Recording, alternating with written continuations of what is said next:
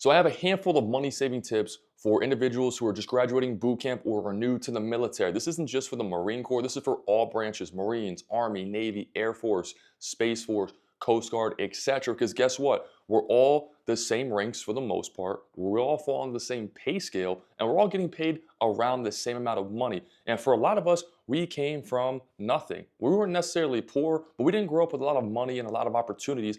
And now that you're in the military, you've graduated boot camp, you have a few $1,000s in your bank account after boot camp, depending on which boot camp you went to, because some are longer than others. On average, you'll have between $3,000 and $5,000 in the bank when you graduate. And for a lot of people, that's the most amount of money you've ever seen in your life. And that's great. You're like, man, I got all this money. What do I do with it? And the first thing that comes to mind is spend it. Man, I got to spend this money. I need to buy something. I need to do something. I need X, Y, and Z. And I see it all the time. From being on recruiting duty right now to seeing the Marines that, or the recruits that we send to boot camp come back as Marines with things they don't need: PlayStation 5, PlayStation 5 Pro, Xbox, whatever the new one is, the new Nintendo Switch 2, 25 games, headsets, controllers. You just spent 2 grand on video game consoles and stuff. And now you're like, I need a TV. And they go out and buy a TV and it's like a couple $1,000s later, where'd all my money go? Or I go out and buy all these brand new clothes and all this brand new stuff. And it's like, look, man, I get it. I graduated boot camp too. Once upon a time, I had a nice lump sum of money and I was like, what do I do? And what did I do? I did the same thing. I went out and I spent it. I blew every dollar on stuff I don't even remember because it was so long ago. But I wasn't smart with my money then. And this is what I'm not telling you. I'm not telling you to not have fun. Okay. I'm not the guy who's gonna be like, be super frugal, save every dime, never enjoy yourself, because I don't do that myself. But what I am telling you is that be smart with your money. Yeah, you have a nice lump sum, do something with it. Treat yourself. Buy yourself a new phone, a computer, a game console, some clothes, a watch, a piece of jewelry, something. But don't spend it all, okay? Don't spend all those thousands of dollars to where you are left with nothing in the bank account, because that's how people typically get into trouble, and that's how they live paycheck to paycheck every single month for 4 or 5 years, which is crazy. And I've honestly met people who were like that. I knew people who lived paycheck to paycheck in the military, who would get paid on the first, their money was gone by the third, and they would do nothing between the 4th and the 15th. Got paid on the 15th, by the 16th, 17th, money was spent, it was gone, and they were just doing nothing till the next day. And they were begging people for money, asking for money, all this type of stuff. And I'm like, bro, we get paid the same amount of money. How are you broke, etc.? It is what it is, but don't be like those individuals. So how do we do that? How do we save money? How do we, not fall into these common traps that happen to young service members all the time? We got to be smart. Number one, save your money. And I recommend 2 ways. I'm by no means a financial advisor. I'm by no means someone who's going to tell you what to do with your finances. I'm just going to give you some recommendations and things that I wish I knew once upon a time that I believe will help you guys out going forward. Number one, put money into your TSP. If you don't know what a TSP is, it's your thrift savings plan, and it is essentially a retirement fund that is backed by the United States government. Put money in there. The retirement things changed when I went in. Right now I'm on a different retirement scale that's gone away. Now they have a new blended retirement system to where the government will match your contributions up to 5%. So if you put in 5, I believe they're going to match it at 5. If I'm not mistaken, don't quote me. I'm just going off the top of my head. But no matter what, you need to put 5 to 10% of your check into the TSP. Let that money work for you. Set it and forget it. That's number one. Number two, have a savings account. Your TSP is not a savings account. You kind of put the money in there, let it grow, and you worry about it later on in life.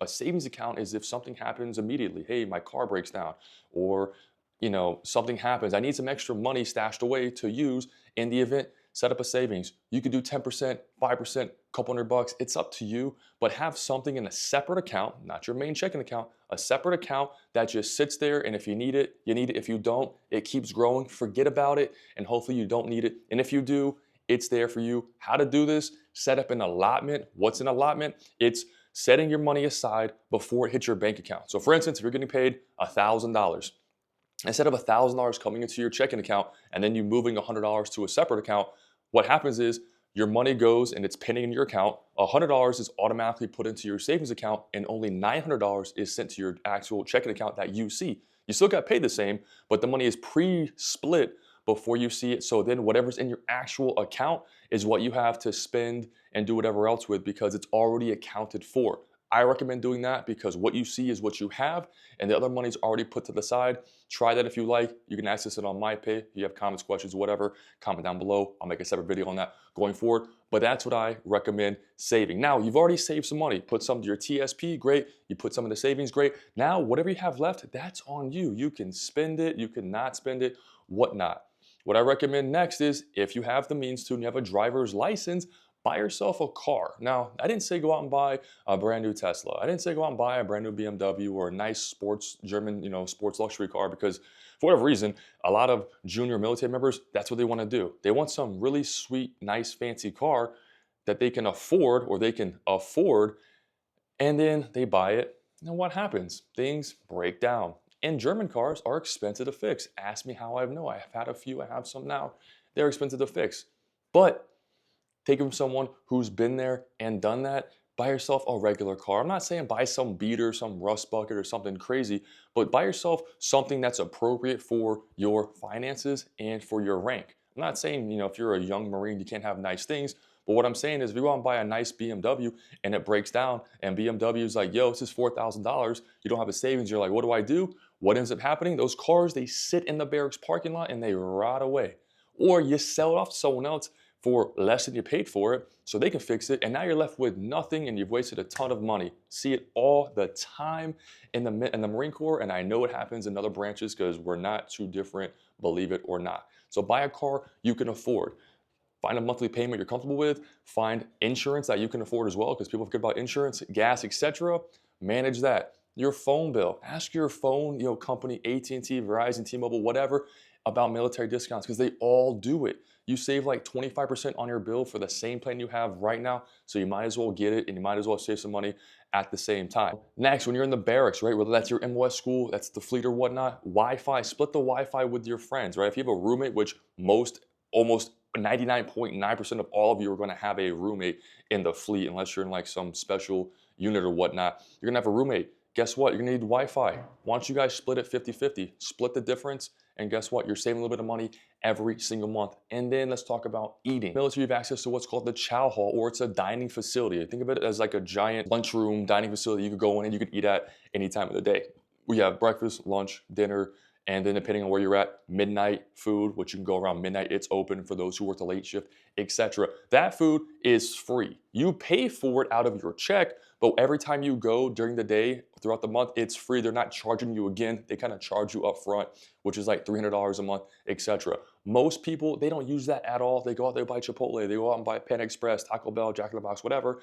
And that's cool every once in a while, but when you're spending all that money on every single meal, you're spending hundreds and hundreds and $100 a month on stuff you don't need to, when you could be saving a little bit of money at the same time. Am I saying never go out and treat yourself? Of course not. Go out, have a good meal with your friends, enjoy yourself, whatever, but don't make it a habit of spending every single dollar out every single day eating food and you have the chow hall right across the street from your barracks, most likely. So use that, supplement the chow or supplement eating out on the weekends. Again, just my 2 cents. And then when you need to buy stuff, right? Again, like I mentioned in the beginning, buy yourself something nice.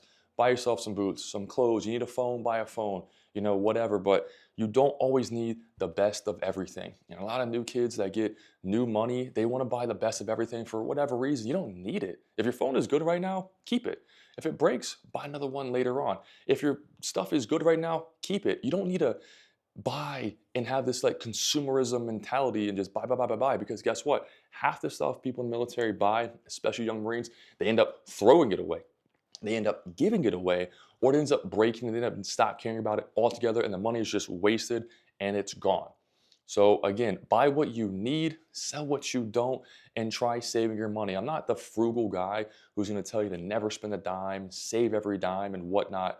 But what I am saying is that just be smart. Invest, save, stay within your means, and then enjoy the rest. And if you can follow those 4 simple tools right now, whether you're a new Marine especially, or you've been in for a few years and you're not good with finances, either way, take some tips and some advice from these videos, and I hope it helps. Pro tip, last thing, if you're on a base, which if you're watching this video and you're in the military, you most likely are, every base, no matter what the branch is, they have financial advisors on base who can help you manage your money if you need some assistance. They can go through your finances and break it down from payment by payment, paycheck by paycheck, etc. And say, here's what you're making, here's where your money is going, here's what we recommend. And guess what? It's free.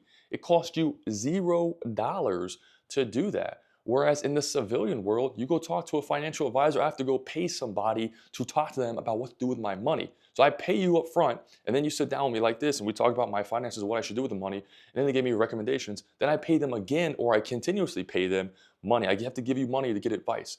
Whereas in the military, these financial advisors are going to give you free advice, free information. These aren't just like random people. These are like professionals, okay? These are like professionally trained CPAs who are there to help you out at no cost to you. So if you're struggling financially, if you're curious or whatever the case is, go talk to them and get some advice and see what they say, whether that's investing, whether that's saving more, whether that's doing something else. They're the ones to talk to it because I'm not that financial advisor and that's not my, it's not my area of expertise. But again, hopefully this information helps. It's just a few tips that are usually overlooked that people don't realize that it helps you guys out going forward. If you found this useful, share it with a friend, share it with somebody that's in the military, that's going to the military, etc. And again, I'll make more videos like this, hopefully make a series about this going in the future. And again, that's it. See you guys next time.